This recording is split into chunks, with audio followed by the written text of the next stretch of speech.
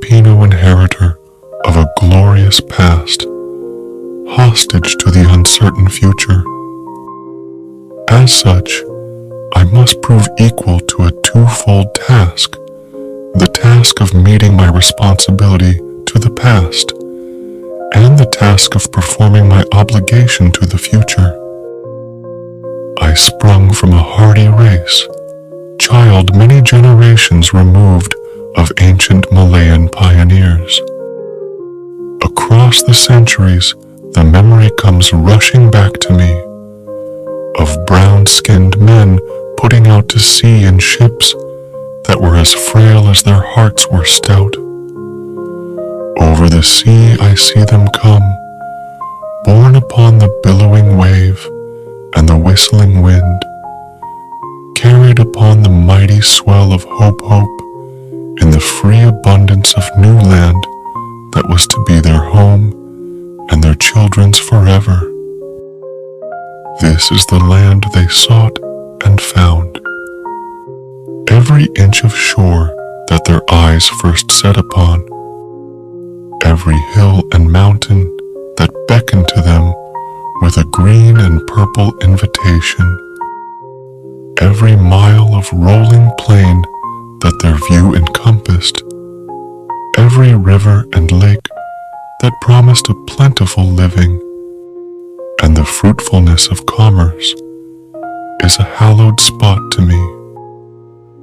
By the strength of their hearts and hands, by every right of law, human and divine, this land and all the appurtenances thereof, the black and fertile soil, the seas and lakes and rivers teeming with fish, the forests with their inexhaustible wealth in wildlife and timber, the mountains with their bowels swollen with minerals. The whole of this rich and happy land has been for centuries without number the land of my fathers. This land I received in trust from them, and in trust will pass it to my children, and so on until the world is no more. I am a Filipino. In my blood runs the immortal seed of hero seed that flowered down the centuries in deeds of courage and defiance.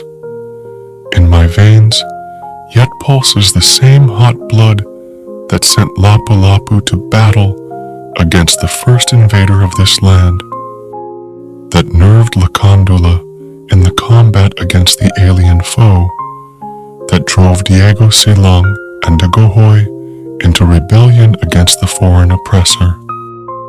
That seed is immortal.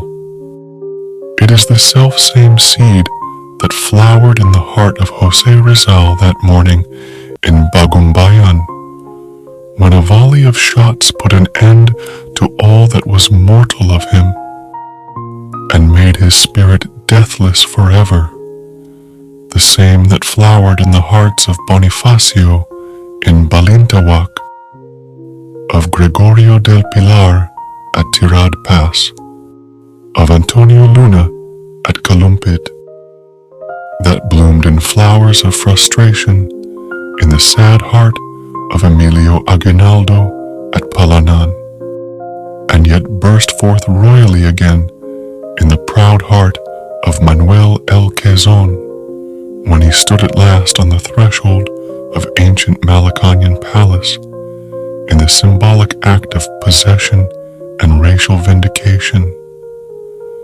The seed I bear within me is an immortal seed. It is the mark of my manhood, the symbol of dignity as a human being.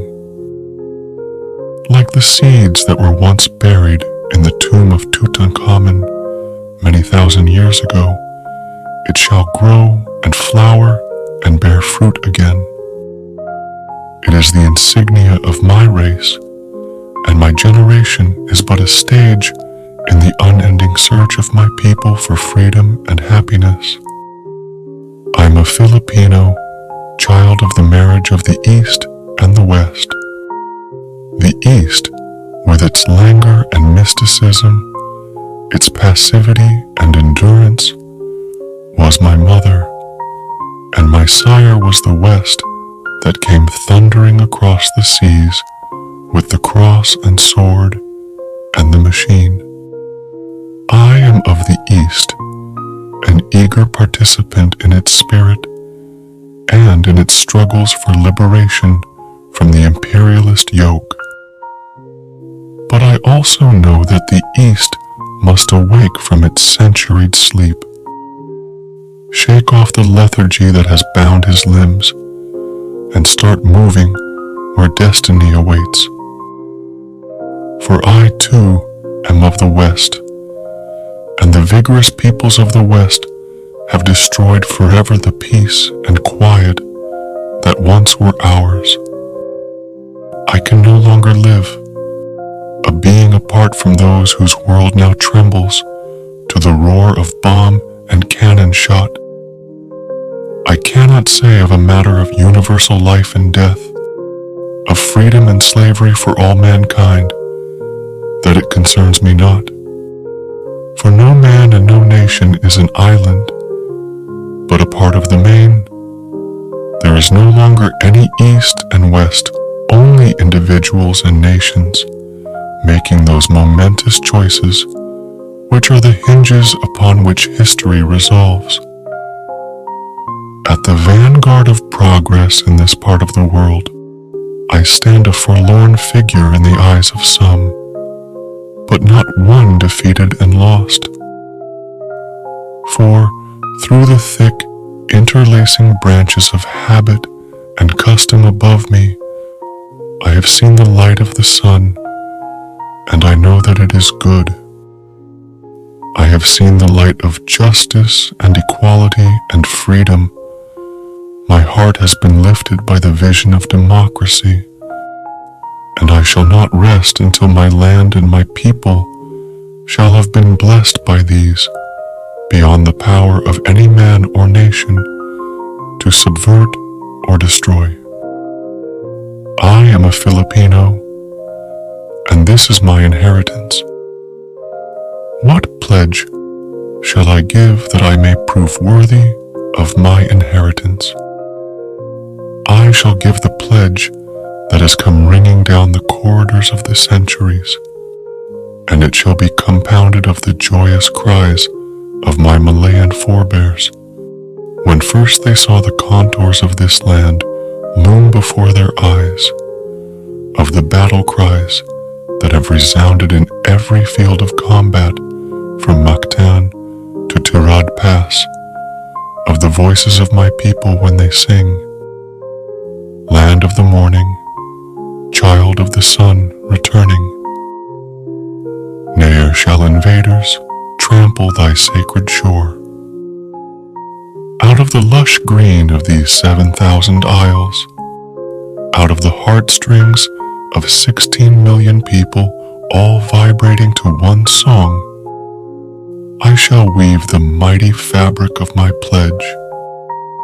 Out of the songs of the farmers at sunrise when they go to labor in the fields, out of the sweat of the hard-bitten pioneers in Malig and Coronadal, out of the silent endurance of stevedores at the piers and the ominous grumbling of peasants in Pampanga, out of the first cries of babies newly born and the lullabies that mothers sing, out of the crashing of gears and the whine of turbines in the factories, out of the crunch of plowshares upturning the earth, out of the limitless patience of teachers in the classrooms and doctors in the clinics, out of the tramp of soldiers marching, I shall make the pattern of my pledge.